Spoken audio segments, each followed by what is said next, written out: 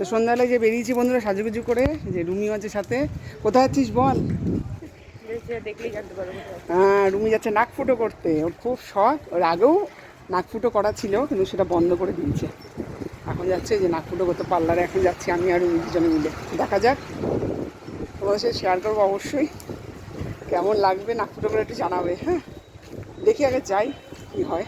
ঠিক আছে, চলে এসেছি আমরা পার্লারে। চলো চলো চলো চলো চলো। দাদা আছে? ও আজকে বন্ধ। তা আমি আর রুমি তো বৃহস্পতিবার বিকেলবেলা পার্লার না, এটা হচ্ছে স্যালন। স্যালনে এসেছিলাম রুমি নাক ফুটো করতে। তা বৃহস্পতিবার বিকেলবেলা পার্লার বন্ধ থাকে, সেটা আমার খেয়াল ছিল না। তা আমি আবার পরের দিনকে মানে শুক্রবার দিন দুপুরবেলা আমি আর রুমি এসেছিলাম রুমি নাক ফুটো করতে। তা এই যে দাদা নাক ফুটো করিয়ে দিয়েছে। আর এই স্যালনে আমিও আসি, রুমিও আসে। মানে এখানে ছেলে মেয়ে উভয়েরই হেয়ার ট্রিটমেন্ট বলো, ফেশিয়াল বলো, সব কিছু হয়। হেয়ার কাটিং বলো, সব কিছু হয়।